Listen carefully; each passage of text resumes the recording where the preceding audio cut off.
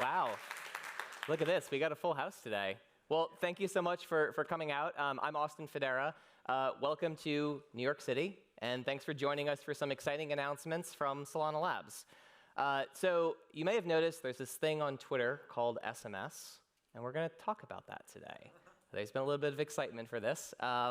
And so you're going to hear from Anatoly. You're going to hear from some of the engineering leads. You're going to hear from some builders who are actually using some of the announcements we're going to talk about today. And you're going to hear really about what this new stage of growth is for Solana developers. So after the presentation, there'll be some time for questions from the press. There'll be 2 microphones set up. If time allows, we'll take questions from general audience as well. But just let the press go ahead and line up beforehand, because that's what they're here to do. Afterwards, we'll have some time to chat downstairs as well, and we can say more about that later. But here's Anatoly.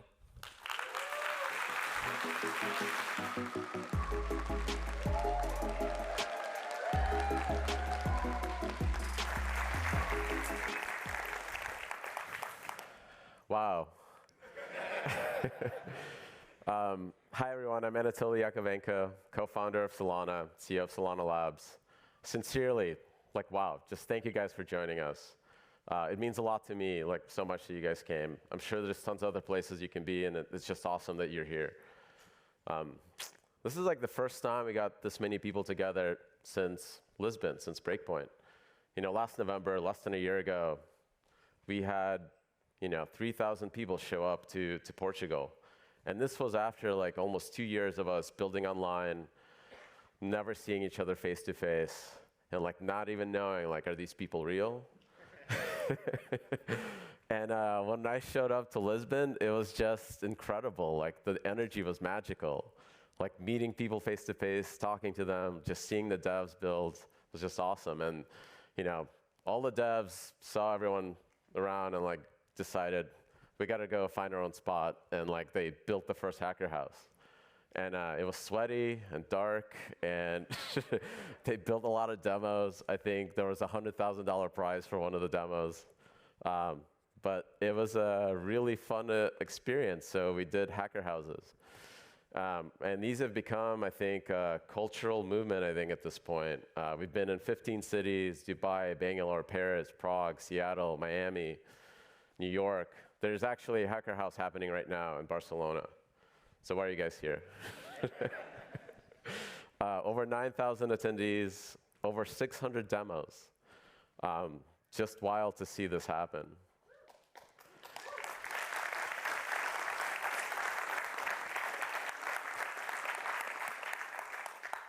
And I think it really shows. Solana has the fastest growing developer community in the world. It's growing at an exponential pace. Number of programs being used on chain, number of repos on GitHub. It's just awesome to see. Me as an engineer, I just want my technology to be used, and this is the biggest thanks that I can get. So our hackathons are not just for, these are not just tinkerers. These are real companies being formed today. 500 million in funding. That's an astounding number. That's more money than Solana raised. It's crazy. And this is funding coming in from top VCs in the world, funding new businesses, new projects. Some of these companies are going to be the biggest companies in the world in 5 to 10 years. So it's unbelievable to me.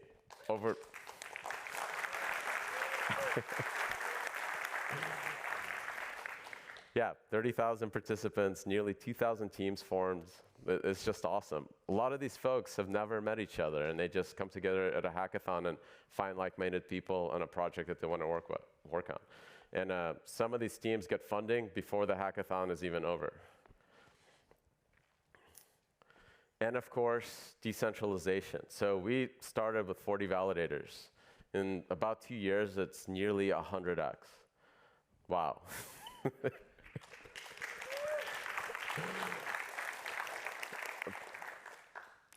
None of this stuff works without decentralization. And I think because of the devs, because of the users that are using those programs, this is what makes the network decentralized. It's the products that users love that brings everyone else everyone else to the network. And devs are doing something. We had 10 major releases since launch, and that is a stressful release schedule. Our core devs are busy all the time. And every one of these releases makes the network better, makes it faster, makes it more robust. We have this vision of a single giant global state machine, one giant computer that synchronizes millions of transactions as close to the speed of light as physics allow. It's a magical thing, right, that doesn't exist. But each one of these releases gets us closer and closer to that goal. And why are we doing this? It's for the users. Go to Nansen, look at the numbers that they report. This is the industry standard in multi-chain analytics. I think we've eclipsed every other chain. Some of these peaks have been bigger than all the other chains combined.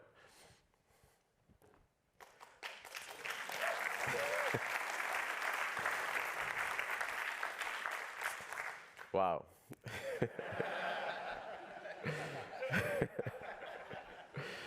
So there's one thing that I rave about all the time, one metric that I really care about more than others, and this is the hardest one. This is the number of full self-custody users on Solana. These are folks that have, for some reason, figured out cryptography. They learn how to store seed phrase, they know how to sign transactions, they understand self-custody, and this is the biggest blocker to growth in crypto. How many people actually know how to do this? And this may seem impossible, but go back 30 years, 90s internet, nobody knew what a web link was. Nobody had a mental model for the web. It's a complicated thing. But slowly but surely, people figured it out, and you saw explosive growth in a number of users on the internet that led to the great big tech companies that exist today. I think the same thing is going to happen in crypto. And I think that because we see the same exponential growth. People figure this stuff out. They get a mental model. They don't need to understand elliptical cryptography, but they understand what self-custody means. They understand how to sign transactions. And it's driven by all these amazing use cases: gaming, NFTs, social, DeFi, payments, DAOs. Hundreds of projects on every use case grow every day. But wow, NFTs.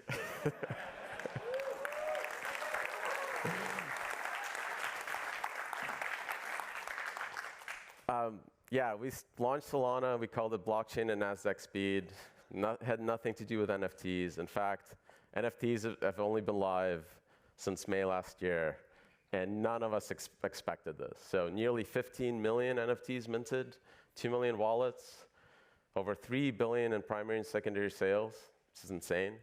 The craziest number is the 100,000 estimated creators and builders for NFTs. That's real people that build these projects and launch them, and they're able to do that because they figured out the complexity of all these tools, they figured out cryptography, and they're able to go build these projects and build these new communities, build these new IP brands.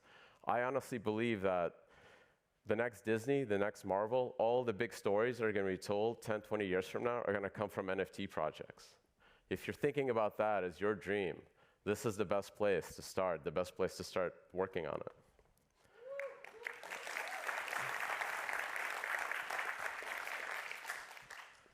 We hear stories of just awesome creators. This 14-year-old girl from high school made this Belugi's NFT set. It sold out, minted for over, I think, $1 million. It raised in 24 hours for the Belugi conservation in Alaska. This was life-changing for that girl and life-changing for that nonprofit. And this was, like one artist out of these out of this 100,000.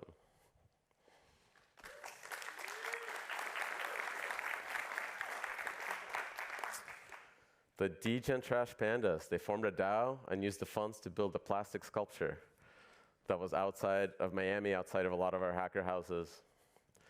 And in Nairobi, the UN delegation used it for a ban on single-use plastics.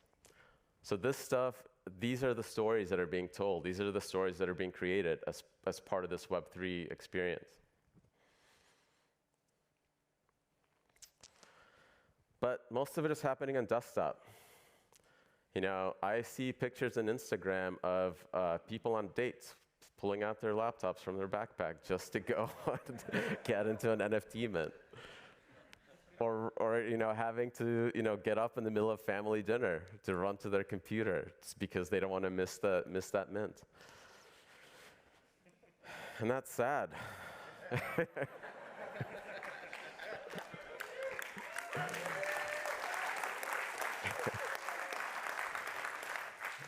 Especially to me. I literally started my career at Qualcomm.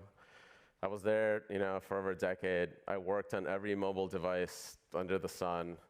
And I worked on this platform called Brew. I don't know if you folks remember it. This was one of the first developer platforms for mobile. This is at the time when the only thing people did with their phones was call and use ringtones. And we built the first platform. We had a ton of developers actually building applications. And I remember the first breakout app, this was a huge deal, was Jam Dead Bowling. It had 2 million downloads, which was wild. That meant that 2 million people downloaded this kind of silly gaming app and were playing it, while they're commuting or whatever. And we could see that our dream of having a computer in your hand that can do anything is possible. And little did we know that in 3 years, there is going to be nearly 1 billion people with that dream actualized. It's crazy, right? How fast it can happen.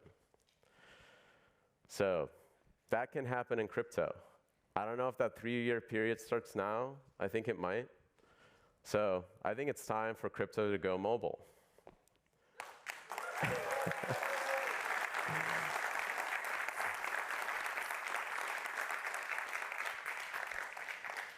So everyone that's been following us on Twitter, I think it's time to learn what is SMS.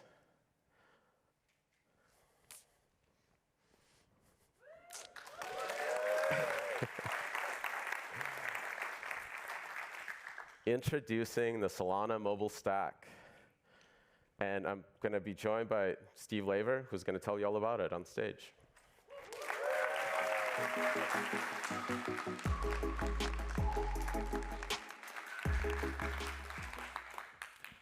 Hi, everyone. I'm Stephen Laver, and I am the mobile engineering lead at Solana Labs. So I've spent, of my 20-year career, most of that working on mobile devices, particularly on smartphones. Mobile devices are the center of our lives for everything, except somehow Web3 still kind of feels like it's in the year 2007. My goal is to help bring world-class Solana applications onto mobile devices. With that in mind, I'm pleased to be announcing the Solana Mobile Stack, or SMS. It's a Web3 layer for Solana, built on Android, that allows developers to build those mobile applications and bring them those experiences they want to bring to the community. It'll unlock our developer community to treat SMS devices as first-class citizens of Solana. There's 3 technologies I want to announce today. The first, Seed Vault, a key custody solution. Second, Mobile Wallet Adapter, to bring transaction signing for dApps to Android. Third, Solana Pay for Android, bringing some of those mobile payment innovations like tap to pay to mobile devices with Solana Pay. First, the Seed Vault. There's a pretty wide gap in terms of user experience between software wallets. You have them running on your phone, great user experience, but they can't offer the same level of security as a dedicated hardware wallet can. Whereas a dedicated hardware wallet, very secure, but just not usable enough. And so our solution to this is the Seed Vault. With the Seed Vault, your Solana private keys and your seeds are stored securely, protected by a dedicated hardware security module called a secure element that's commonly found in mobile devices. Your keys and seeds are only used in a highly secure execution environment and only to sign transactions. And what does this mean? It means that your keys are never shared with the Android OS or with Solana applications running on the phone to help keep your crypto safe. So here's a diagram showing the Seed Vault. Starting in the lower right, we have that secure element, that hardware security module that's commonly found in mobile devices. From there, your keys and seeds move into a secure execution environment, for example, ARM Trust Zone, where we do the key processing and do signing. And then at the highest layer, we have Android UI, which provides that rich software wallet-like experience for doing your signing. Altogether, this will bring easy transaction signing to dApps on these Solana mobile devices. This will be transformative for Solana on mobile. It's a highly usable and secure key custody, which will be a foundational technology for developers building on SMS. So the second thing I want to talk about is the mobile wallet adapter. On Solana, the web wallet adapter has been a key piece of infrastructure for signing transactions from your dApps with wallets. It's the method by which a dapp can ask a wallet to sign using the user's keys on their behalf. Mobile devices have the same need, a technology to connect dApps and wallets. We're releasing an open source protocol, Mobile Wallet Adapter. It's an analog of Wallet Adapter, but brought to mobile devices. It will allow wallets to sign transactions from dApps using those users' keys in conjunction with the seed vault. These apps can be running anywhere. They can be native apps on the device, whether they're native or React Native. They can be web-based apps running in the mobile Chrome web browser, or even remotely on a nearby desktop or laptop. We're releasing a reference implementation of the protocol for Android. And just personally, for me, as an engineer, this one I'm really excited about. The idea that I can put my seeds and my keys on my phone, carry them everywhere, use them securely on either this device or alternatively on a nearby desktop or laptop, I think that's really going to open up the Web3 ecosystem for mobile. Quick video showing how this might work. We can see here, you want to purchase an NFT, straight over to the wallet. As soon as you click approve, we bring up Seed Vault to authorize, tap your fingerprint on the sensor, and there you go. It's in your wallet.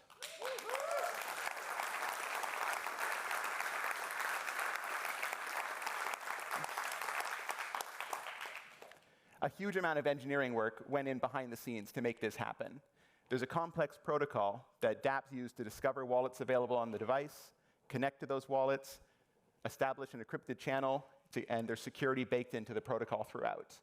And this required cooperation between the Solana mobile stack and then wallets and dApps. One more thing I want to announce is the Solana dapp store, an open dapp store without the extractive fees, allowing for proliferation of crypto-native apps, digital services, and digital goods like tokens.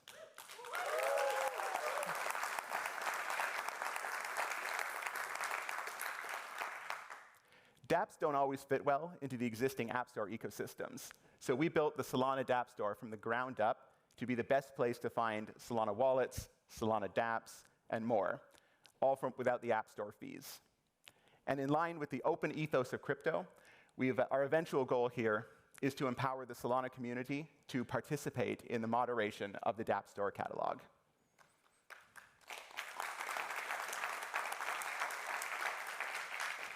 And just a sneak peek at some renders of what the dapp store will look like. We're excited to bring this dapp store to builders on SMS. And the best part, the software development kit for the Solana mobile stack is available now. It has libraries and documentation for developers, everything that has been created on a desktop. I'm so amazed at the creativity and innovation of the ecosystem. The community is full of ideas, and I'm excited for them to get their hands on this SDK so they can start building for the Solana mobile stack. SolanaMobile.com, please go, check it out, and download it.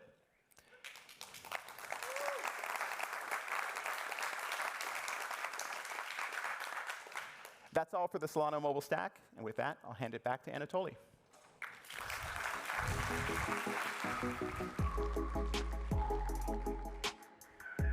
Thank you, Steven. So wow, right? Solana mobile stack, 4 new technologies for mobile. The Seed Vault, which turns your phone into a hardware wallet. The mobile wallet adapter, which integrates all the dApps and wallets in your phone. Solana pay with any token anywhere. And the world's first open dapp store without any extractive fees for developers. So as long as a secure hardware element is included, any OEM can implement SMS on Android. You know, we're in conversations with major OEMs and carriers, but you don't have to wait.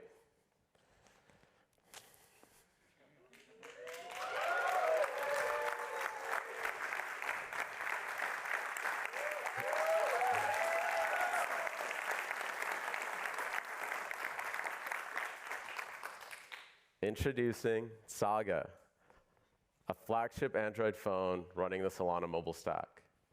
And it's here, right here in my hand.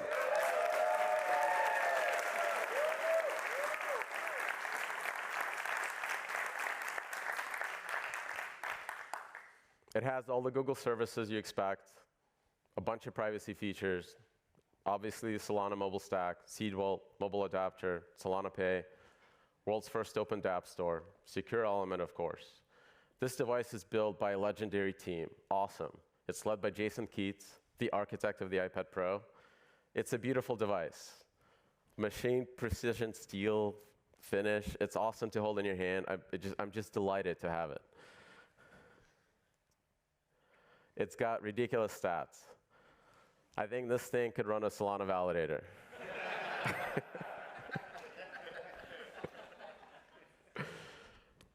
Amazing, beautiful screen, 6.67 inches, 512 gigabytes of storage, 12 gigs of RAM, the latest Qualcomm chip. This is the latest one they just released. Integrated secure element. And there's more. Of course, NFTs. So the Saga Pass is a community passport for SMS. The long-term vision for this is for the early adopters and developers to govern and influence the direction of the platform. So join a community of early users and get access to special experiences, games, and benefits. So available for the first time to early adopters. So we want to take care of our community. This is a flagship device. This device, if it was built by anyone else, would be sold for $1,300 bucks. But we want to take care of you guys. We want to give you the best possible Android device on the market. And like in Solana's fashion, cheapest and fastest. So go to solanamobile.com, pre-order it. It's shipping in Q1 2023. And developer devices will be available before Lisbon. Thank you guys so much.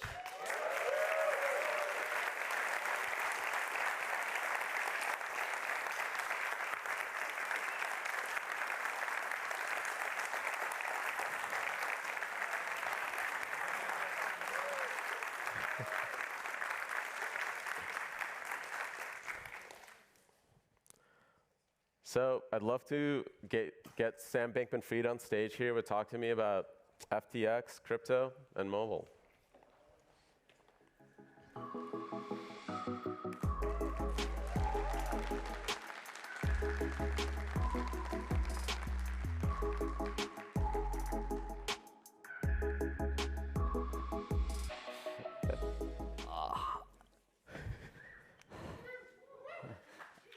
It's super cool. Thank you. Yeah. Thank you for being here. Of course. So what's the latest with FTX? I mean, a lot. It's been a busy month. But no, the biggest things remain regulatory. Spending probably a third of my time in DC. And I think the thing I'm most optimistic about is that, it seems like in about a 6-month period, we may go from no regulatory frameworks in the United States to fairly reasonable ones that I hopefully will help give clarity, help allow the ecosystem to grow in the country, give customer protection, and allow institutions to feel comfortable getting involved. So that's awesome. I mean, I remember in the 90s, the MCA, right? That was like Congress had to pass something to get internet companies and everyone else to work well together. And all the explosion and growth happened right after. So super excited about that. So you've often talked about FTX as being the exchange of everything. But what does that mean? Yeah.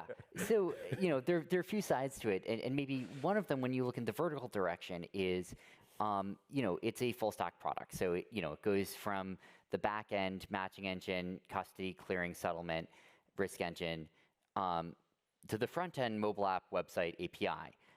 And what that allows us to do is offer direct equitable access to everyone, rather than saying, unless you're like an HFT firm, you can't get direct exchange access. And of course, that sort of is the crypto standard. And I think it's one of the most compelling things about crypto market structure is that it actually does implement much more equitable access than what you see. The other thing I think in the horizontal direction is that we want to be able to give as comprehensive of a financial experience as possible. And on the back end, you can look internationally where we have tokenized stocks in addition to cryptocurrencies and fiat currencies and prediction markets, on the platform. In the US, we'll be launching stocks on FTX in the next couple months. And, I know, right? It's that'll be not exactly revolutionary, but what it is working towards is trying to have a platform where everything you want to do, you can do. And I think that's been a big missing thing from the US fintech ecosystem in general, is a platform where you can have a card, direct deposits, crypto investing, stock investing, peer-to-peer payments, and where you can do all that with blockchain rails. So it's super interoperable with everything in crypto, super easy to send payments to anyone. So that's been sort of another long-term goal that we're probably 2/3 of the way through. That's awesome. So what are you excited about, like Web3 and mobile? Like given your vision for being the financial services for everything. Yeah. I mean, everything is going to mobile. Like, I mean, the United States is maybe one of the few places where that's less true. But in most countries, most of the access happens through mobile phones. And the mobile financial access in a lot of places, including the United States, is pretty bad right now. I mean, this is just across the board true. Your bank probably doesn't really work on mobile, if it works anywhere. You can't access traditional financial exchanges but also, like, you can't really use like Web3 wallets right now on mobile. I mean, if you want to go try and trade on Uniswap on your phone, it's a mess. And so I think, like, one thing which is super exciting is, I mean, the best solution to this is having your actual wallet built hardware into your phone so that your phone is natively, like, you don't need to have, any other sort of like interplay between two different tabs in your wallet, and to be able to just natively access Web3 from your phone. And that's true for using, on-chain, whatever, NFT platforms, DEXs. It's true for sending money to and from crypto exchanges too, right? Just like one tap to send it in and out of a crypto exchange, with your hardware wallet. And I think it's a big step, and obviously peer-to-peer payments. I mean, there's nothing more purely peer-to-peer than literally my hardware to your hardware, happening sort of seamlessly and instantly. And so I think it's a huge step forward. So that's awesome. What gives me a visceral belief that crypto is money is if I can pay for coffee with it. Yeah, and this is like what I'm like one of the key features that I'm really excited about Saga is that we can integrate the NFC tap to pay directly with token payments. Yeah. So how are you guys thinking about payments, and how's that exciting for FTX? Yeah, totally. I totally agree. Like, that is the key, is when you actually want to pay for something, you can do it with crypto, right? Not just like in theory, crypto could move, but like when you actually go to buy something, because right now I try to, but I never can, right? It's like 1% of my purchases can be with crypto. I would way prefer, and when we acquire a company, frankly, we ask if we can pay with stable coins. I mean, it's a lot easier in wire transfer, but when I get a donut, it's hopeless. So there's one step of this is literally just having Web3 enabled devices, and I think like a hardware wallet built into a phone with software natively running on it to facilitate payments is super powerful. The part of it that we're working on with like FTX Pay, and that we super excited to partner with you guys on here as well, and see what the right way is to stack these together, is basically effectively converting between fiat and cryptocurrencies. And so, traditionally we look at FTX as like it's an exchange and there's a sort of auxiliary wallet. But if you flip it around and say, well, it's a wallet and you can convert on it, right? Then it's a way where you can just use it as a payment processor. Send in, SPL USDC, send out dollars or whatever you want. And I think the main goal is like being the connector port between a point of service that wants dollars and a payer that wants to pay in crypto, or vice versa. Exactly. So, but the problem that you guys are solving, which we can't, is those rails between crypto and the real financial world. Yeah. So, I mean, I'm really excited to partner with you guys on this, because there's no way we can do this alone. So, what's next for FTX? Yeah, I mean, we'll see. The world keeps changing, so will we. But obviously, one of the biggest things is trying to launch a first-class crypto experience in the United States, which is something that has never been done. I certainly wouldn't say that we have done it yet, but we're trying, and regulation is the big blocker there. But I'm optimistic that over the next year, we're going to be able to get much more feature parity between what we have in the States and what we have globally. That's one of the things. Second thing, continuing just to get licensed more and more jurisdictions, building out payment rails. We now have instant bank transfers in Japan. We have regulated exchange there. And that's super exciting, and there's a bunch of different variants of that building out. And then adding more and more consumer financial features to the app. Direct deposits, I think, are one of the things that's going to be coming next, in the US to the app, so along with stocks. So you think I'll be able to pay my phone bill on FTX? Well, sort of. I mean, you can get the FTX card, right, tied to your FTX account, and then use that card number, and that sort of works. Cool. That's awesome. Yeah. Well, thank you for being. Of course. Coming. Yeah.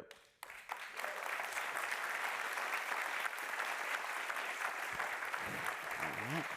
Thank you, and congratulations. Yeah. Thank you, Sam. And I'm going to hand this off to Austin, who's going to show you guys all the builders and partners building on Solana Mobile Stack.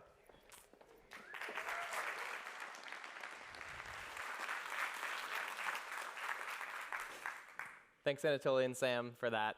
So you've heard about 4 new technologies we're bringing to mobile today. The Solana Mobile Stack, which includes Seed Vault, turning your device into a hardware wallet that can securely manage your keys. The Mobile Wallet Adapter, which allows both web apps and dApps built on the Solana Mobile Stack to communicate with any wallet on your phone and interface with the seed phrases stored in the Seed Vault. And Solana Pay for Android, which enables new kinds of payments, whether it's token payments, tap to pay for Solana Pay, and lots of new features that we'll be talking about more later this year. And the world's first open dapp store without extractive fees for developers. So it's now time to talk to some of the builders who are actually already integrating this technology into both their dApps, their web applications, and new things they're building on Solana. So first up, you're going to hear from Magic Eden.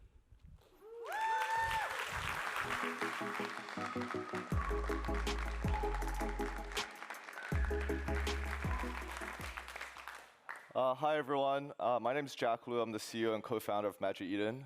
Super great to be here today. I'm very excited to partner with Solana on SMS. So Magic Eden, we're the leading NFT marketplace on Solana, and we're also one of the largest decentralized apps globally across all the chains. So we started 9 months ago, and today we serve over 20 million. Over 20 million unique user sessions per month, and each user session on average is around 14 minutes. So we have more engagement than a lot of the Web2 marketplaces, as well as some social media applications. Earlier this week, we were also very proud to announce our Series B fundraise. We raised $130 million at 1.6 billion valuation. Thank you. So while we've been super thankful for the traction we've had so far, that traction today has been primarily built on top of a desktop experience. So for context, a couple of months ago in November, we did launch a mobile app, and we launched that primarily as an experiment to understand user behavior on different platforms. And we saw just insane demand for our Magic Eden users for a full-fledged, polished mobile experience. So we did very little marketing on our mobile app. We got 200,000 downloads. And then outside of the mobile app, we found that 50% of our traffic today comes from mobile browsers. And on those mobile browsers, the users tend to convert like 30% more frequently than users on Chrome on desktop. So there is just a lot of pent-up demand for our users for something that's on the go, easy, and crisp in terms of a mobile experience. Unfortunately, our mobile app experience today is really limited. We don't even have some very, very basic functionality like trading, minting, and these are the core use cases that an NFT user would like to experience. And the reason we don't have that functionality is because of today's App Store restrictions around digital asset purchases. So we've been always searching for the perfect solve to have a breakthrough mobile experience for our users. And if you sit back and think about it, NFTs are inherently a social experience, right? It's a way for users to connect to each other and for users to express themselves. And we think mobile is the perfect modality and the perfect platform to explore that expression. It allows many, many more innovative and much more flexible ways for users to connect to each other, and for us as Magic Eden as a platform to also connect to our users. And we want to bring those new use cases and explorations to life so that we can grow the NFT ecosystems over the long term. So that's why we're here today, and that's why we're so excited to partner with Solana on the Solana mobile stack. At Magic Eden, we've always prided ourselves on being innovators. We want to be the first to experiment with new things and explore new use cases. So we were the first to have immersive gaming within the Magic Eden marketplace itself, where users can play the game. We were the first to have Launchpad, a creator tool within the marketplace. And we really want to be one of the first launch partners to explore what's the future of a Web3 mobile platform. So our goal in this partnership is to deliver a full-fledged, full lifecycle mobile experience that's at parity with desktop, and over time also explore new, unique use cases that only mobile can serve for our user. So I'm very excited today to also kind of show you a few illustrative mocks of some of the experiences that we want to explore on SMS. And of course, these things will change as we get our hands dirty with the developer toolkit. So the use case I want to talk about today is minting. So in the NFT world, minting is one of the most important moments for a user. It's a thrilling and exciting moment because collectors, they wait months for the creator to drop their NFT. So minting is when the collector purchases the NFT from the creator for the first time. So they've been waiting months. It's a moment of anticipation. It's like getting you've lined up for hours for that really hard to get concert ticket or that really rare sneaker drop, right? So it's highly emotive. And users want something really fast, really crisp, and really seamless, right, to get their hands on this NFT that they've been waiting for. And today on desktop, they have to whip out their laptop. They're not on the go. It's very inconvenient. But as you can see here on mobile with SMS, we could have this really seamless notification, wallet connection, and then a minting experience that drops securely into your wallet. So we're really excited to deliver these use cases and serve our user needs. So yeah, so that's it for me. And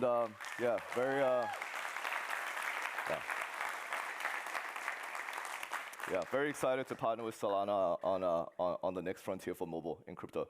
Thanks.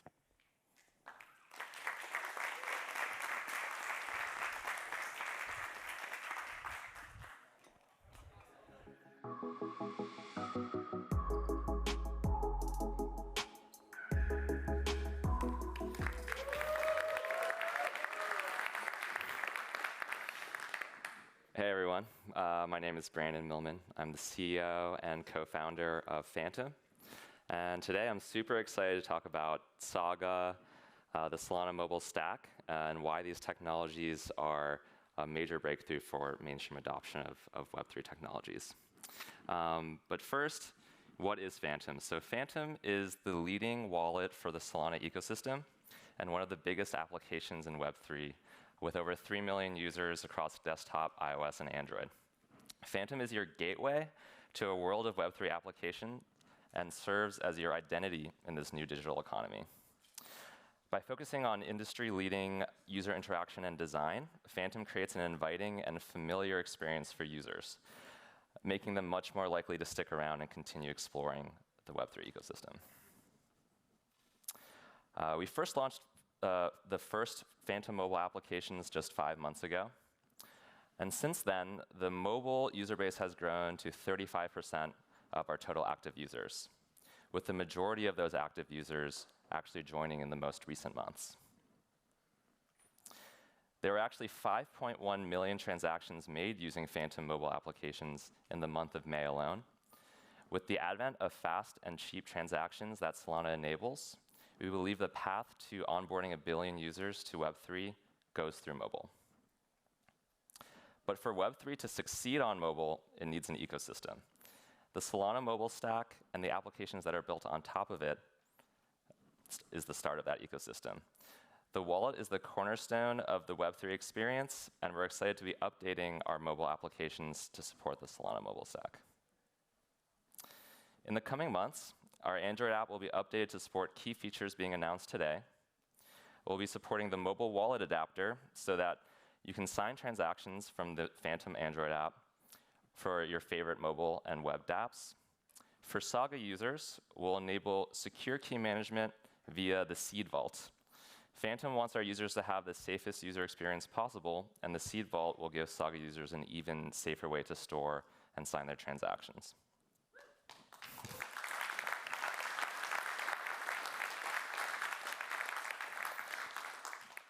We're excited to be a part of this big step forward in the mobile space and to continue to support the growing ecosystem. You'll see more about what the new Phantom experience on mobile looks like very soon. Thank you.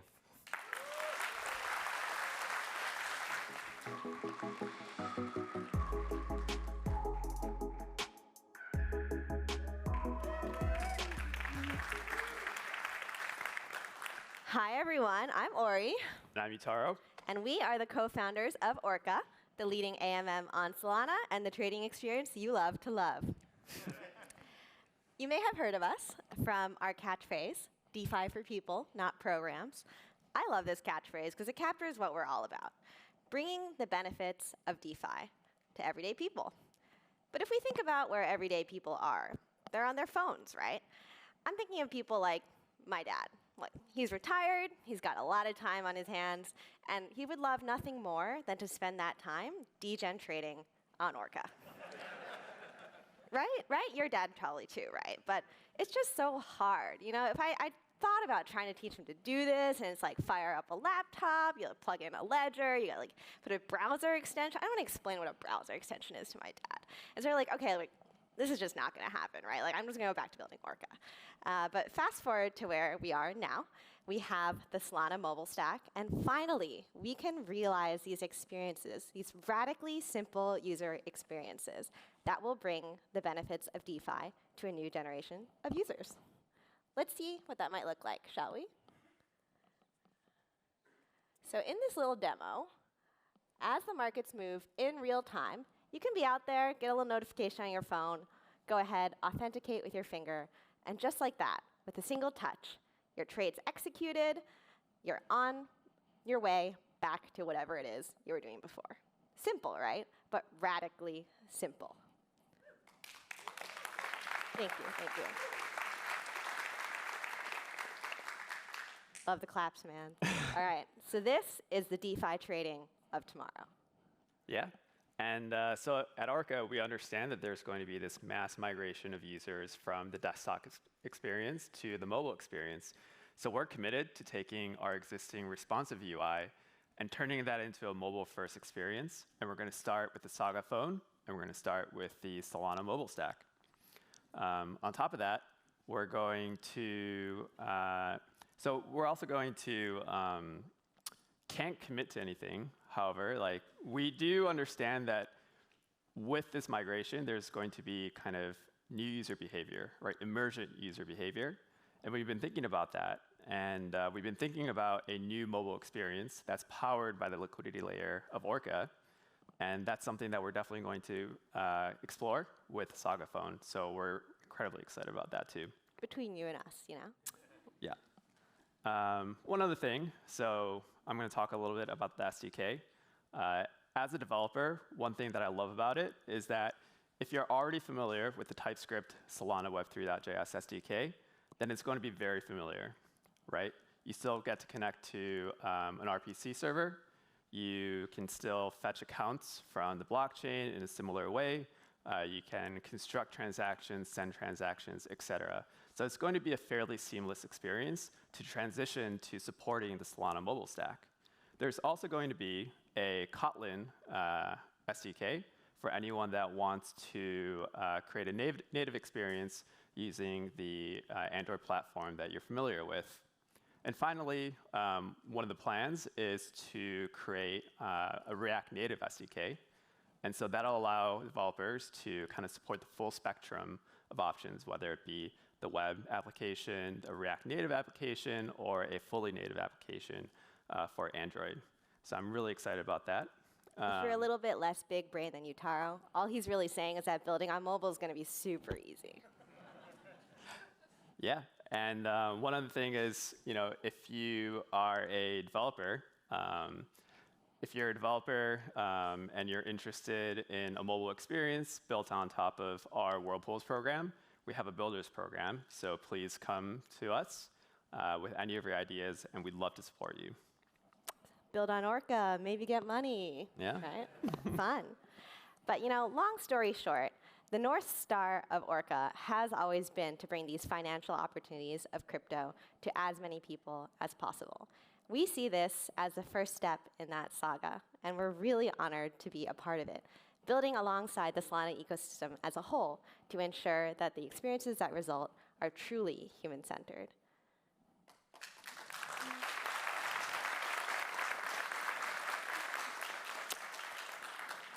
Thanks for having us all. It's been a splash.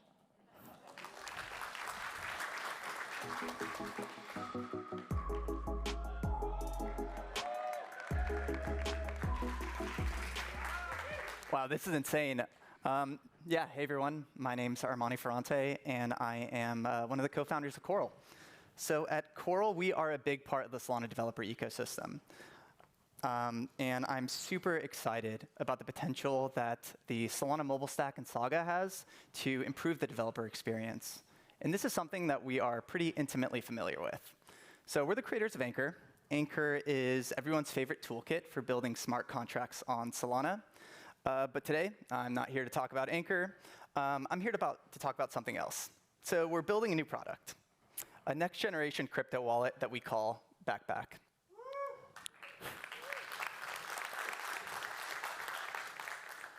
So unlike anything else, Backpack is built for one thing and one thing only, a new protocol that we're developing that we like to call xNFTs.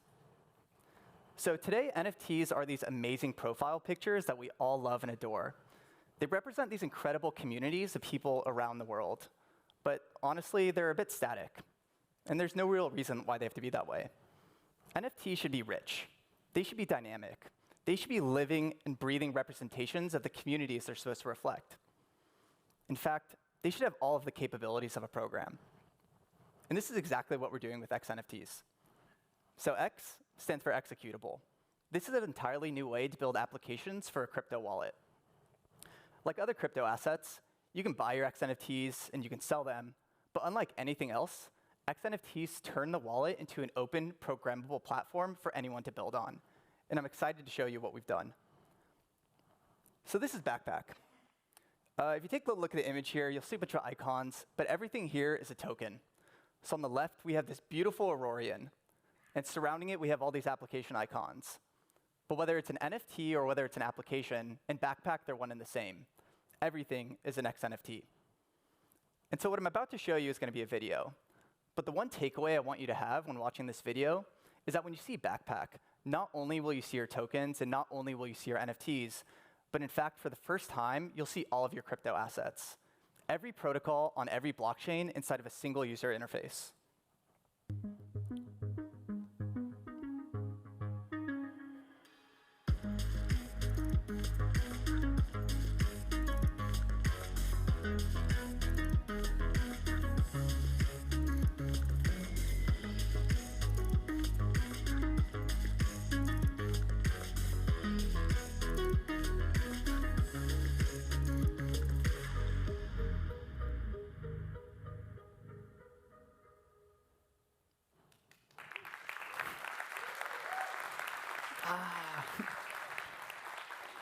So yeah, that's Backpack. I'm excited to say at the end of the summer, Backpack will be available for download, and we're super excited to be part of the launch partners with Saga. We think that the combination of Saga, the Solana mobile stack, and xNFTs will allow Web3 developers to make brand new experiences that have never been seen before. And we can't wait to see what you build. Thanks for listening.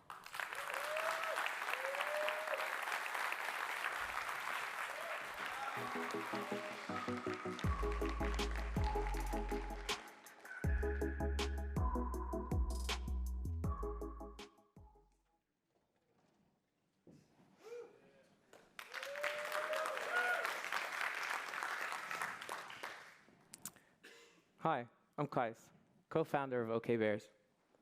Since our launch 7 weeks ago, OKBears has been breaking records and making history.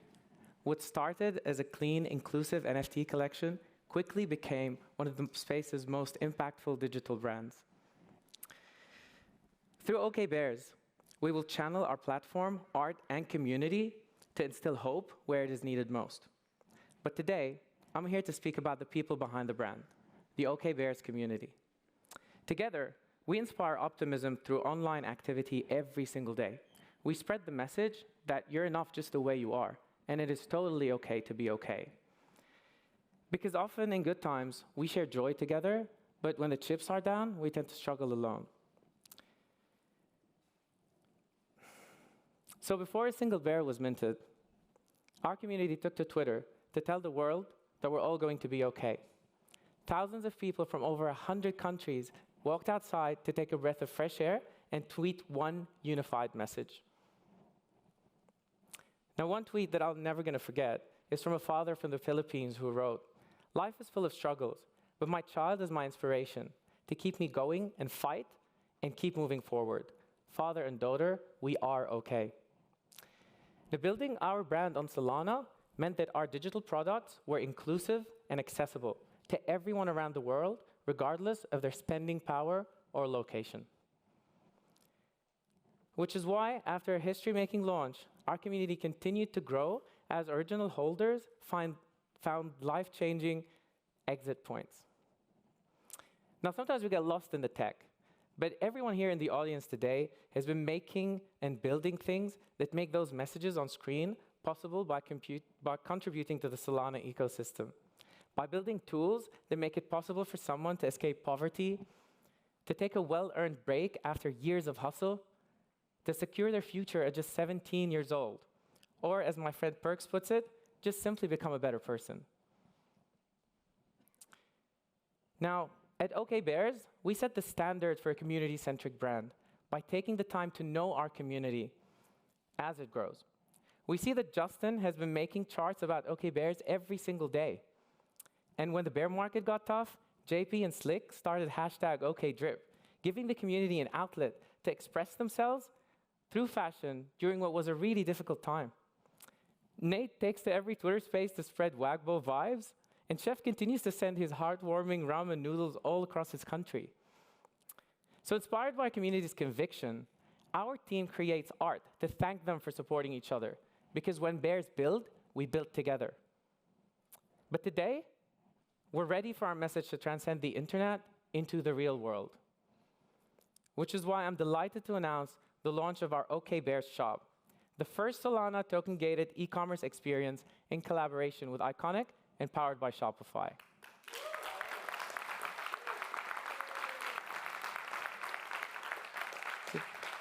Just a quick mention to the Iconics team who's in the crowd today. Thank you, guys. Now, this is nuts. Iconic is one of the leading digital art brands in the world, with inspirational artwork displayed in hundreds of thousands of homes and office spaces. And somehow, our OK Bears message feels at home next to iconic collabs like giants like Muhammad Ali and Michael Jordan, and absolutely incredible brands like Monopoly, Peanuts, and many, many more. Now, that's not the only thing we're launching today. We're also launching our first set of OK Bears products, including a cozy hibernation blanket for winter and a beach towel ready for Solana summer. Now let's take a quick tour through the shop and listen to some lo-fi beats in the process.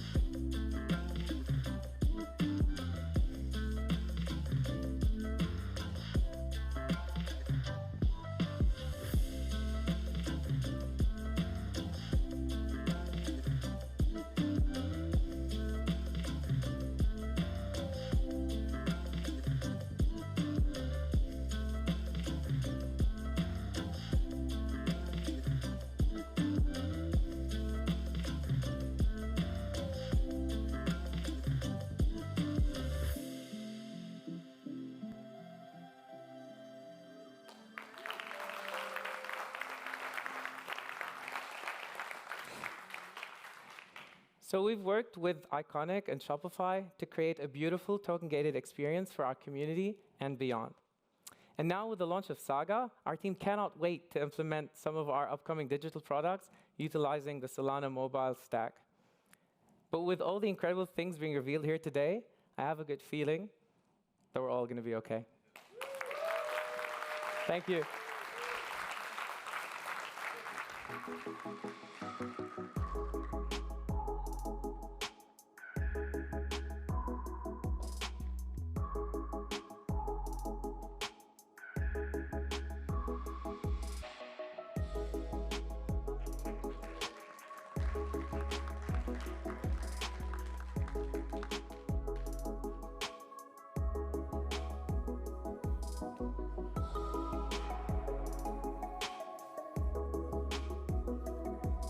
Should I go? All right, guys. So, hello, everyone. My name is Irvin, and this is my co-founder, Sean. Hey, guys. Thank you. It's a pleasure to be here, and I think it's an honor, actually, to be here, standing on the same stage as the same products and the teams that are building or redefining the Solana ecosystem as we know it through the use of the Solana mobile stack in general. And like over the past hour, really, what we've come to learn is really about a paradigm shift, right? A shift in the way that we develop native Web3 mobile applications and the way that we interact with them. It's fundamentally different. And it comes down to really not only just the way to develop the applications, but also how we experience them overall. And when you think about it, it comes down to three main points. The first one is security. The ability to have key management that provides hard guarantees, by the hardware. The second one is really interoperability. The ability for siloed applications or ecosystems to interact or communicate with each other under one cohesive development stack. We don't have that currently in blockchain, as you can know. And I think the third one that's really more important is mobile accessibility. The ability to transact with the blockchain or interact with the blockchain on the go. That means actually touching grass, because everything will be mobile. But fundamentally, really, to achieve this, what we need is an all-in-one solution that provides a seamless user experience, an experience that actually abstracts the transactional part of dealing with the blockchain or interfacing with smart contracts, as you guys probably experienced. In this context, Kiyomi is a solution for that all-in-one solution. Kiyomi is a place where you can interact and transact with all your digital assets in a seamless user experience. Kiyomi is a place where you can create interactive and engaging experience with your NFTs. Kiyomi is a place where you can actually connect with communities through the concept of the mini apps. Because when you look at NFTs and communities such as the OK Bears, they both have their own cultures. They all have their own necessities that they want to employ and deploy. And so Kiyomi really allows you to do all these things in one. But most importantly, Kiyomi is a way to securely store your digital assets and bring them to life. And that is why we're committed to actually integrating the Solana mobile stack into the versions of Kiyomi that are on Android, iOS, and perhaps smart TVs. So what we're going to show you today is really a walkthrough of what Kiyomi provides and what you can do within a light version of Kiyomi.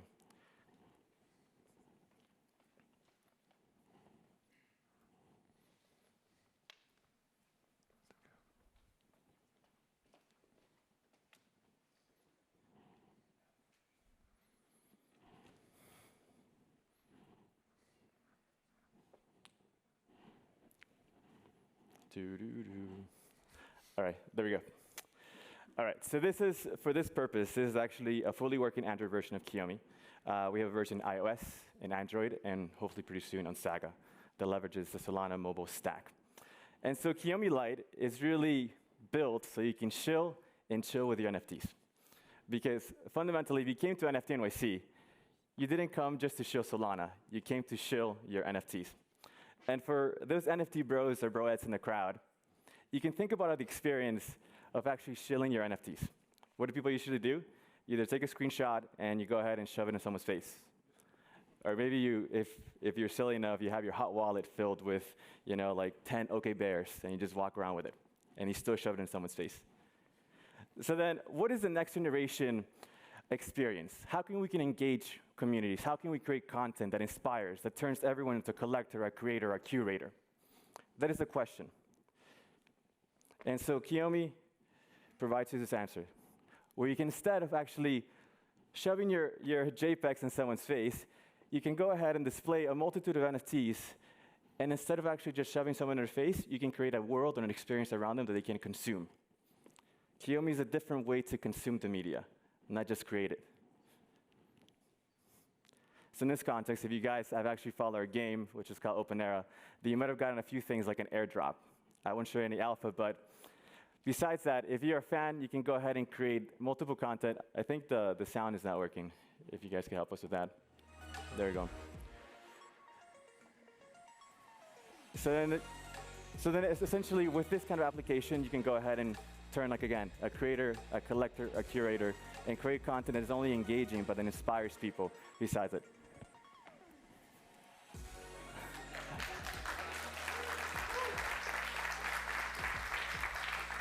Share on Twitter. And so, of course, we have to go ahead and share it to our socials.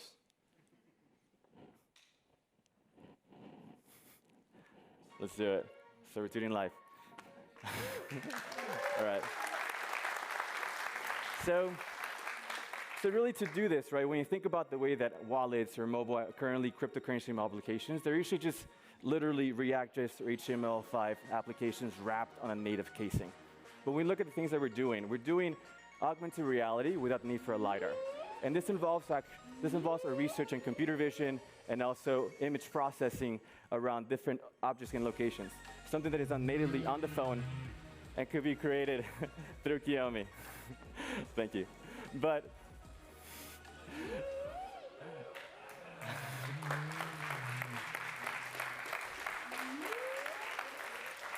so the last part, as I mentioned, is that when you think about what it's like to perhaps hold OK Bears or DJ Trash Pandas, you want to create unique content and share with people. A lot of times, what I do. Okay, so probably is the question you guys seen. What do people do at clubs? They probably want to show them like this. What if instead you could just pull up your NFTs and show it to someone and share that experience? These are things that we could do with Kiyomi in reality. But beyond that, Kiyomi also employs a concept of the mini app so that communities can develop mini apps for particular collections. And this is through an open source SDK that we'll be launching pretty soon. And here's an example of one mini app that we've been working on alongside the Cupcake team in Jordan to demo. So if you guys are familiar with Cupcake, and you've seen Cupcakes around, Cupcake is a way to actually mint an NFT without the use of a wallet. It's a non-custodial way, and you can essentially embed the minting process on a chip that can be placed anywhere across the world. Now, this seems pretty fun and pretty simple, but what else can we do natively? Think about Pokemon Go, perhaps, right? A Pokemon Go application that connects directly to your wallet. Think about treasure hunts. Think about maybe the future. But with that said, I invite you guys to come test our test flight and also reach out to us to get access to our Android version that's currently in alpha. And I'll end saying that Kiyomi is more than just a wallet. It's a way to experience NFTs and beyond. And it's currently coming to Solana and Saga through the use of Solana mobile stack. Thank you very much.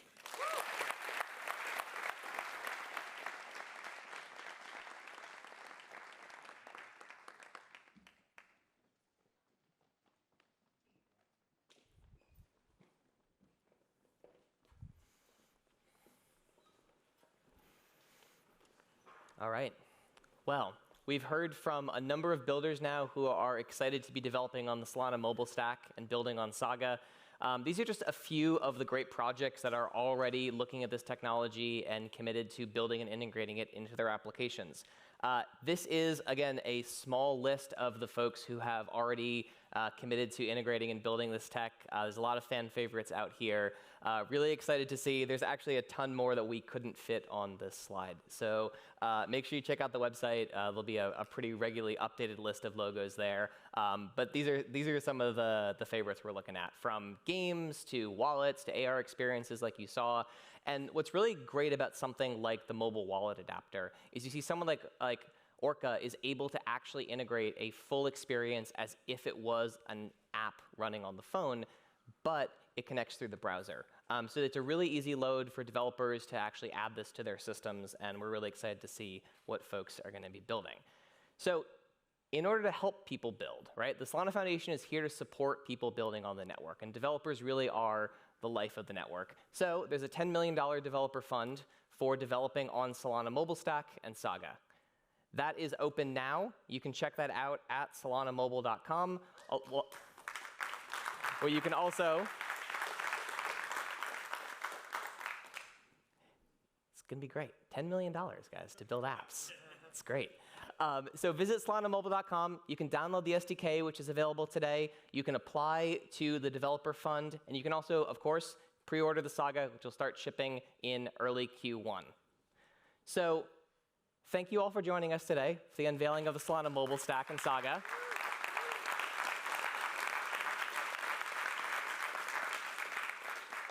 And before we end today, we'd like to bring up Anatoly, Raj, and Steven to answer some questions from press. There's 2 microphones on either side, so feel free to line up there.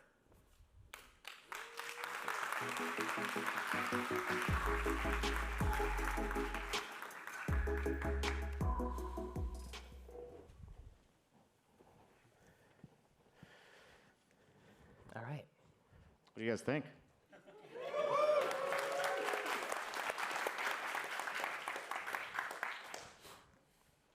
Excellent. Pretty cool. Yeah.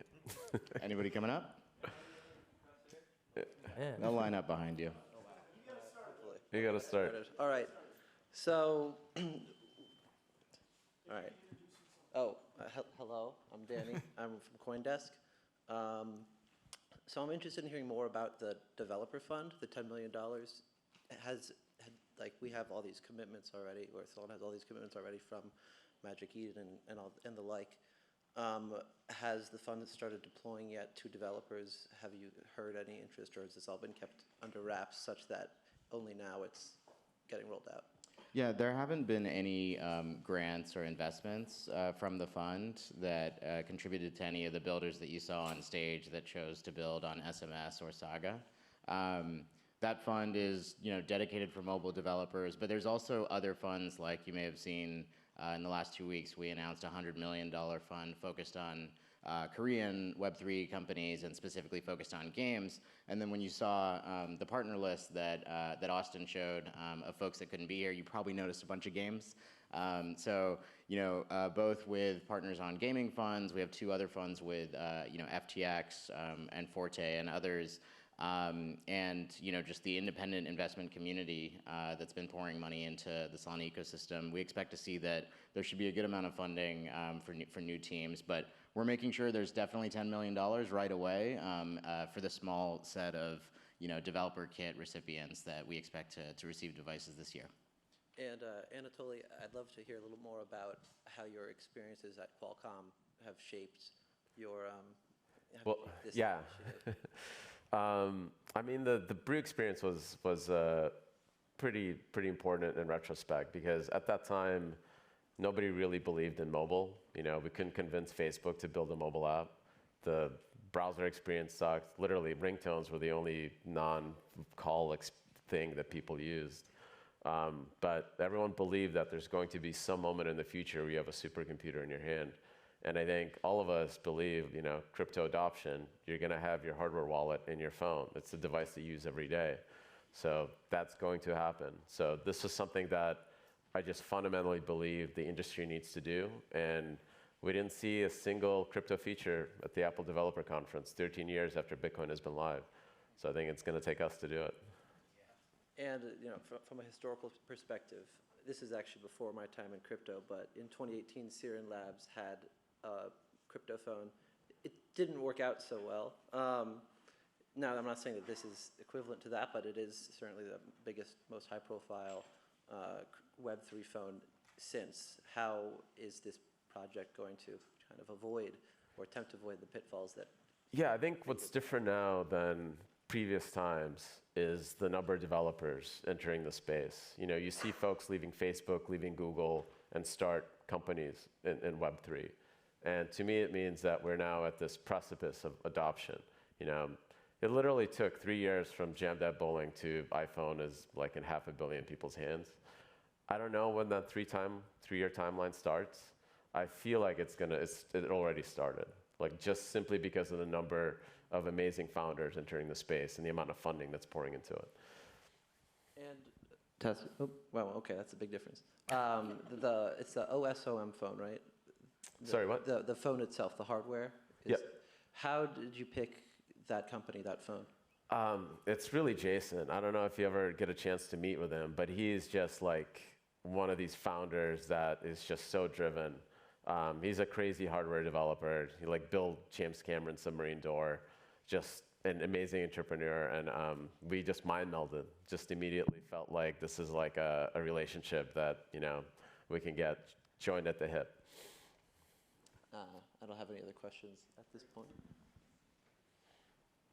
Can the text bubbles be purple? You know, we can make them any color you want if we tried. Yeah, if there are other questions from the audience, feel free to line up at the microphones and happy to take a bunch.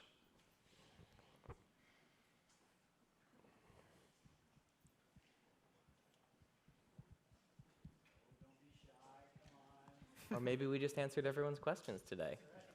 Yeah, go ahead.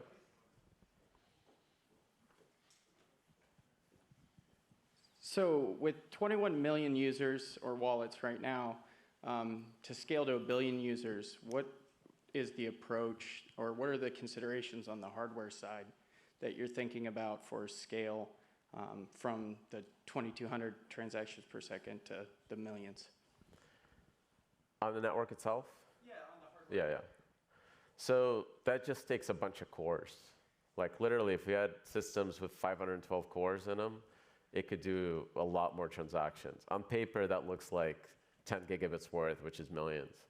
The software has to catch up to that. It has to be performant enough where the logs are efficient. It's moving the data, the pipelines through, you know, all the memory and PCI interfaces as fast as possible. And that's just, you know, there's a major release every 3 months. Devs are grinding. That kind of systems work. It takes time, but it's all downhill. I think we'll get there as fast as humanly possible, and I think we'll get here as adoption grows. Because that hardware cycle, it's also exponential. You know, about a year ago, AMD had a 64-core chip. Their next one is 128 cores.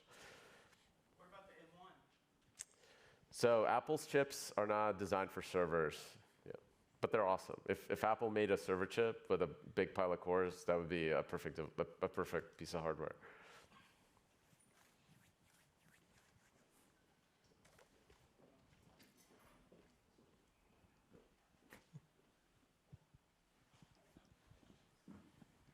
Hey guys, super cool, super excited.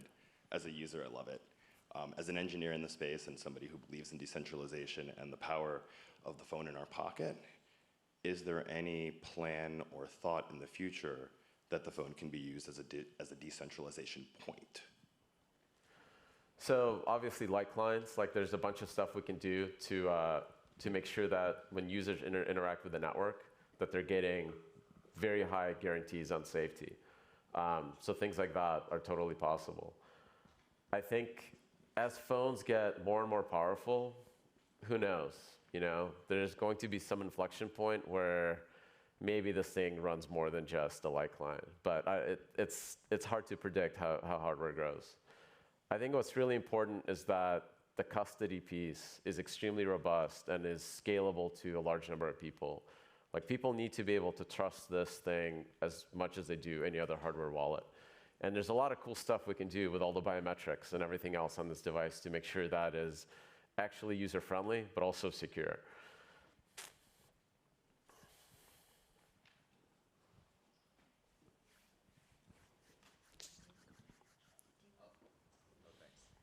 Yeah. So outside of the U.S., Android teams tends to be the most popular.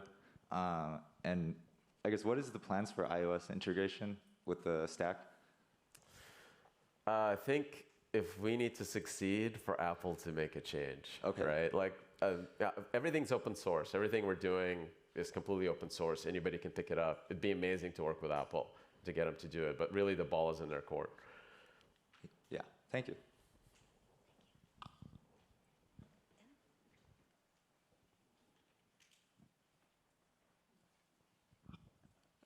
So I come from the AR VR space, doing quite a bit of stuff in there. Actually, with the man who just talked recently, or very recently at MIT. But my question is, so Qualcomm just dropped a AR concept, a very slick pair of glasses that look like they're gonna shake some things up in that space. Any details on Solana hardware integrations, partnerships? My last project at Qualcomm was getting a form factor device to run Project Tango, which was like the first AR thing out of Google. So no comment. All right.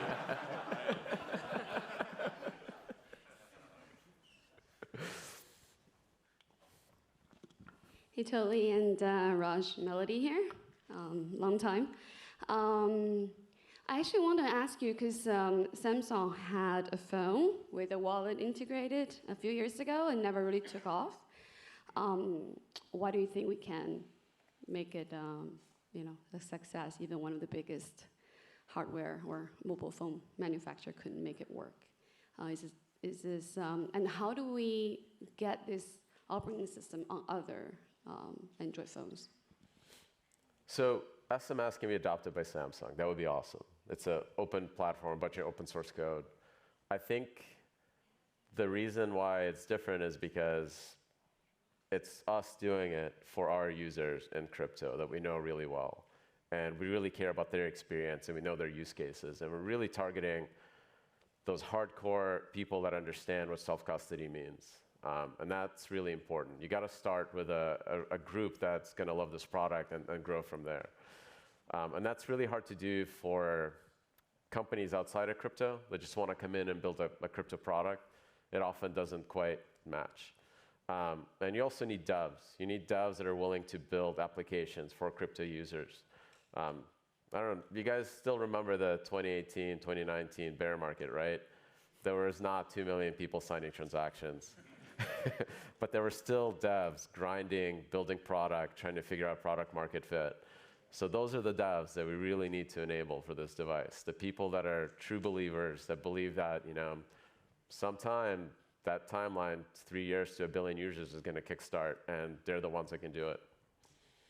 Just to add to that, as this market downturn happened, we watched our metrics that we care about, the ones that Anatoly showed on screen. And we were kind of surprised, but kind of not surprised that these armies of people that really care about NFTs basically didn't care about the market swings. The numbers just kept going up. They are behaving exactly as they were before. I think many of them see themselves much more as part of a cultural movement than a technological movement. And so we see a sticky user behavior that seems to be growing independent of market conditions. And the builders are coming, and they're higher quality than before. If you saw, Magic Eden and Phantom, so many of these applications already built on Solana are super high quality designers and developers. And they've been feeling and seeing these pain points, and they're ready to position for the next leg of user growth. And we all just see it. We know that mobile needs to be unblocked. And I think the goal here and the commitment from Solana Labs, everyone working on Solana mobile stack, and Awesome on the hardware side is to see this thing through. This is built from the ground up, all the way to the App Store, the fee model, and the no restrictions on tokens or NFTs, to be a completely free sandbox for all of those power users, the degens, and these thousands of developers that have already been building on Solana for a few years. And we're willing to see this through for years, if that's what it takes to catalyze adoption and growth in mobile. And if it ends up being that we just prove out some applications and use cases that get Samsung and Apple moving faster, that's a huge success in our mind. Here. Hi, my name's Ashik. Ed, I'm really intrigued by what you've built here, and I had some questions about Seed Vault. So specifically curious, have you given much thought to social recovery? Like if I lose my phone, what do I do? And also what sorts of things can I do with Seed Vault? You talked about signing transactions, but I'm also curious about if I want to encrypt a message with my private key or things like that. Yep. So the Seed Vault implementation that we announced today is going to start with BIP39 passphrases. Very traditional, and everyone knows them, but that's not where we wanted to end. We know that to scale this phone up to a much larger audience, we need to explore other ways that users can recover their seeds. And so we're excited to explore the whole spectrum there. So when we launch BIP39 passphrases, but we will be definitely looking towards what we can really deliver to a better user experience of seed phrase recovery. How's it going? My name's Grant. I kind of come from the Kevin Chu, Rally, Forte lineage, so love seeing what you guys are building. Now we're spinning off doing Block Tackle. I wanted to get one of the slides that you guys had up there was gaming, and how gaming kind of fits into Saga. I want to know what your guys' thoughts are with mobile games, web MMO games kind of being built on Saga as we see Forte, investing in some of these projects. What do you guys see gaming, featuring out through Solana?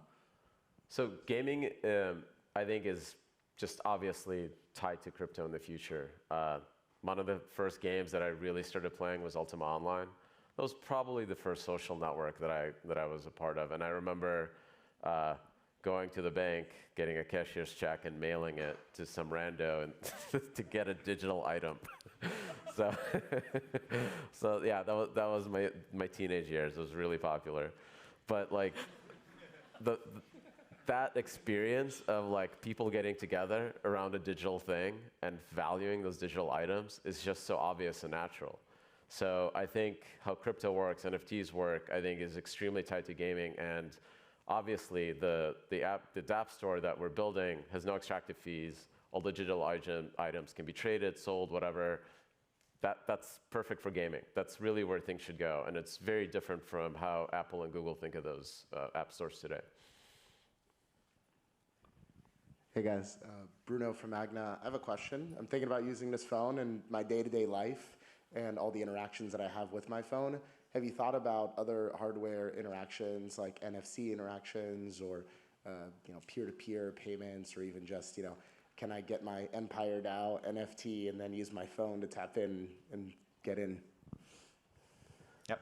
So best part of this device is it's a full Android device. It is the full GMS stack on there. This isn't going to be some device to carry as just a second device. This is going to be a phone, and it's going to support all the awesome things that Android does. And so with SMS on this device, you'll be able to build all the traditional awesome Android experiences and tie them in to your Web3 world. So you can tie them into NFTs, your wallet experiences, et cetera. So that sounds awesome, and I would love to be able to unlock the door of Empire DAO by tapping my Saga on it. Yeah, and you saw just a taste of this too with a Kiyomi demo using Cupcake, which does use NFCs to direct you to minting. So developers are starting to experiment with that tech, and I think we're all really excited to see where it goes. Yeah. Hey guys, over here. It's Aiden. Love your talk today. Quick question. So I love the fact that we're now moving natively towards mobile, but I'm always wondering about cross-chain compatibility. I know we're a few years out, so people building on this stack, what kind of future plans and roadmaps do you have for more of a cross-chain, native UI future? It's open source, so people need to, they can contribute code. We will see this thing develop and grow. Obviously, we're Solana maxis. We're thinking Solana first for all the features, but everyone's welcome. It's a bunch of open source code, Apache 2.0. Put up pull requests. Yeah. Hey guys, Nam from Monkey DAO. First of all, how many GitHub commits do I need for whitelist for the phone? You're in. Definitely connect your GitHub account on the pre-order. I saw a bunch of people already pulling up the pre-order flow on their mobile devices. Connect your GitHub, connect your Twitter, tell us what you've been building. Anatoly emphasized this in the presentation, but I'll just say it again. We are absolutely prioritizing developers who have been, Anatoly calls them eating glass for years, building using smart contracts on any chain and trying to find product market fit for this technology that we know is really powerful and has a lot of potential. So those are the ones we're prioritizing.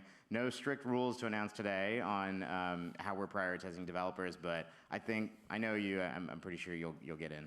Yeah. So I appreciate that.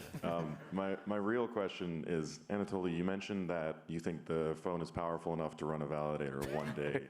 Obviously, maybe a testnet validator.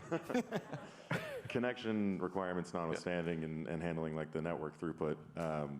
Are you at the point where you think sometime in the next 5 years where we could actually run mobile validators? So I think if we are growing to 1 billion users, we're likely going to need bigger boxes to run the network than the phone. But like definitely stuff like lines, doing like verification of a partial state from a known checkpoint, I think that should be totally doable. But like the real complexity in running these networks is keeping up to date with the latest state in real time. And that takes just a lot of bandwidth. But actually getting the part of the state and validating it and just checking it locally, maybe, yeah, we'll see. But like, those chips are getting twice as big every 2 years, so who knows, right? Like I started really building in like 2003, those, straight out of college. And in those 10 years, we went from like 4 megabyte like microcontroller to smartphone, supercomputer. And it's crazy how fast that goes. Hey, I'm Jackson over here to the, over here, yeah. No worries. So I work on helping individuals who aren't necessarily like Web3 native kind of, get into the space and unlock some of the cool things that you can do with Web3 technologies. And it sounds like obviously this phone is geared towards, the core community who are developers. But as a developer who focuses on bringing in those other billion users, where are some of the like friction or pain points that you see right now that we, as the Solana developer community, can work on to help that become a reality? So I mean, try to pre-order the phone right now. I did. With yeah, USDC, and Phantom is like doing an awesome job trying to make that as smooth as possible. But like, we just want that to be like a delightful experience like you have with Apple Pay, right? Like, why isn't that the case, right? So stuff like this, that applications that you imagine would work once you have full control of the stack. Like, I'd love to see devs start imagining those. I would also add that there's so many people excited to build mobile stuff in this world. People love their phones, they live on their phones. The fact that you haven't been able to as effectively build for Solana on a mobile device, I am thrilled that we're going to get to make that a thing of the past. Take your phone, build like Web3 and Solana applications on something you take with you, and find those use cases that don't exist today. Find the things that people care about that they just don't have a channel to deliver, and build that. Yeah, and part of what that kind of dovetails into is the idea of like, if we are going to live in an NFT-based metaverse, right?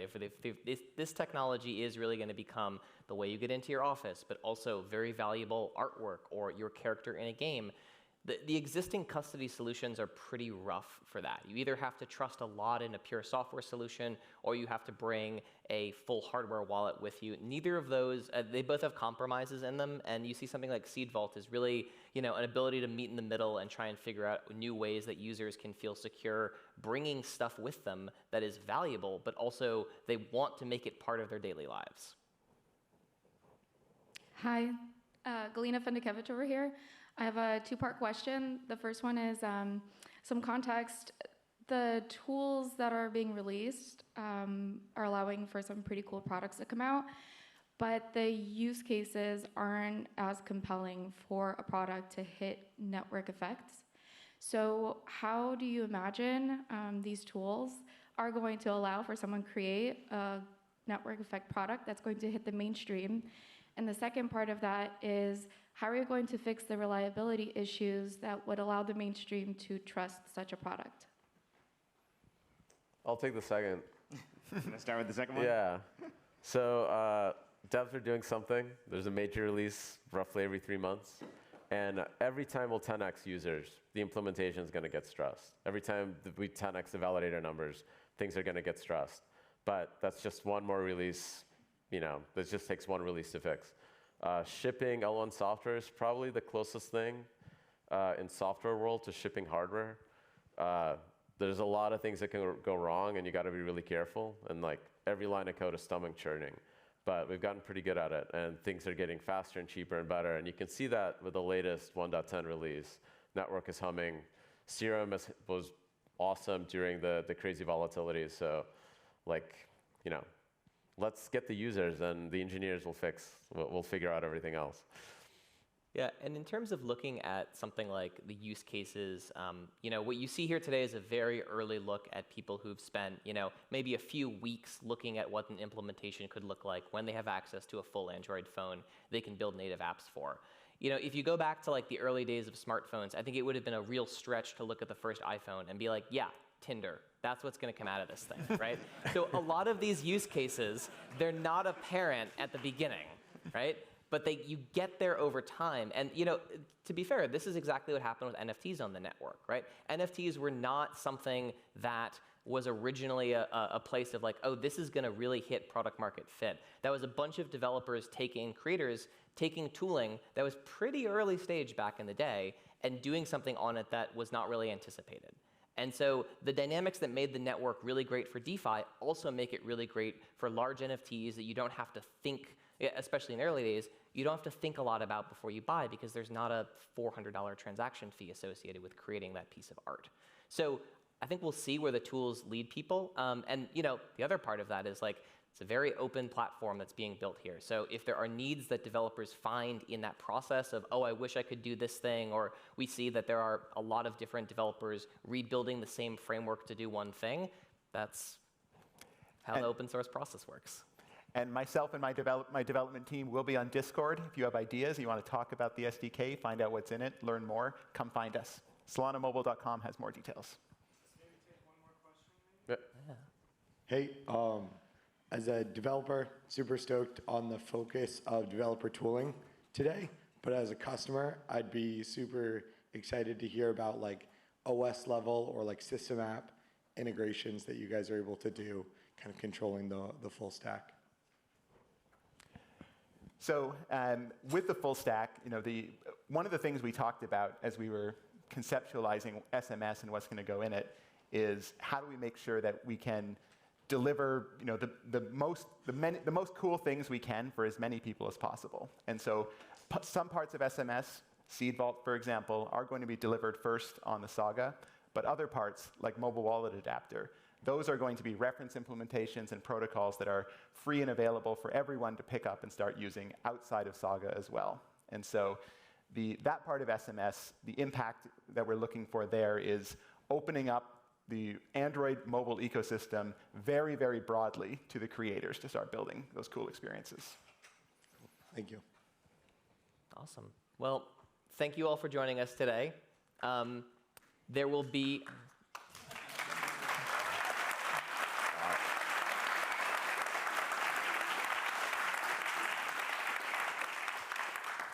Immediately following this, please join us downstairs for some time to chat about SMS, and Anatoly will have a Saga that he might show you.